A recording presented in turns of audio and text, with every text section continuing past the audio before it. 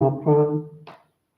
ब्रह्मा जी बोले कि हे नारद, सती ऐसा वरदान शिव से पाकर अति प्रसन्नता पूर्वक अपने घर को सिधारी और सती की सखियों ने संपूर्ण वृत्तांत सती को कह सुनाया, जिसे सुन उनके माता पिता और सब नगरवासी अति प्रसन्न हुए। दक्ष ने मंगनों को बहुत सा दान दिया, नाना प्रकार के बाजे बजने लगे। इतना कहकर सूत जी बोले कि हे मुनियों, जब नारद ने ब्रह्मा से यह कथा सुनी तो ब्रह्मा जी बोले कि हे ब्रह्मा जी, कथा सुनी तो बोले कि हे ब्रह्मा जी, यह चरित्र सुन हमारे सर्व दुख दूर हो गए हैं और आनंद प्राप्त हुआ। अब तो कुछ और आगे चरित्र हो, यह सब कहिए।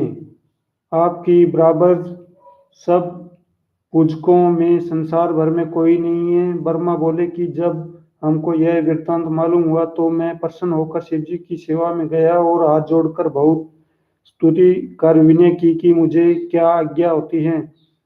शिव बोले कि सती ने हमारा बड़ा तप किया है और हमने उसको वरदान दिया, सो तुम जाकर दक्ष प्रजापति से कहो कि वह विवाह की तैयारी करें, हम सती को अंगीकार करेंगे।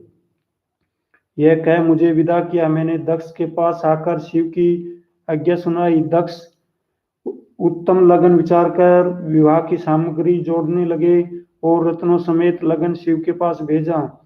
सबको समाचार कहला भेजा। गण अति प्रसन्न होकर इधर उधर दौड़ने लगे। चारों ओर से पुष्पों की वर्षा हुई और बाजे बजने लगे। दोनों ओर से बड़ी तैयारी हुई। शिव बरात सजाकर दक्ष प्रजापति के नगर की ओर चले। जब बरात दक्ष प्रजापति के नगर के निकट पहुंची तब शिव ने सप्तऋषि को दक्ष के पास भेजा। दक्ष बरात को नगर के निकट जानकर आगवानी के लिए चले।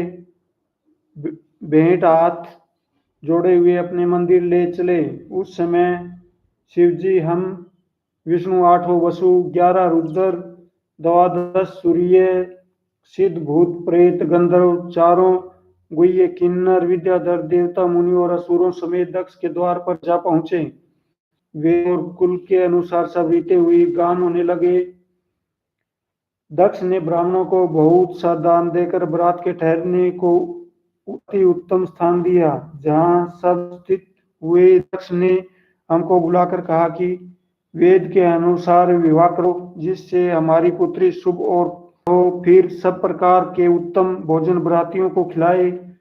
उसमें चारों ओर से षड्रसों के स्वाद थे। बराती सब प्रकार, उसमें कोई खेदवान न था। भला जहाँ जगन माता हो वहाँ किस वस्तु की न्यूनता हो सकती है। भोजन के उपरांत पान बांटे गए और सब शिव स्तुति करने लगे। फिर लगन ठहराकर शिव के आगमन जी को अंदर ले गए। प्रसन्न होकर पहले शिव के चरण आप धोए और सोने की चौकी पर शिव को बिठाया। फिर उसी प्रकार हमको और विष्णु को भी चरण धोकर पूर्ण की बैठक दी। मुनियों के भी चरण पखारे और जो मनुष्य जिस स्थान के योग्य था उसको शीलता पूर्वक उस मनुष्य की प्रतिष्ठा के अनुकूल स्थान दिया। हमने जो समयोचित था वह विष्णु ने, और हमने दक्ष को कन्यादान का समय बताया तो उस समय दक्ष ने कुश जल और लड़की का हाथ शिव को दिया। हे नारद, पहला यही लोक में कन्यादान हुआ और यही रीति संसार में फैल गई। ओम नमः शिवाय। 13वां अध्याय समाप्तम।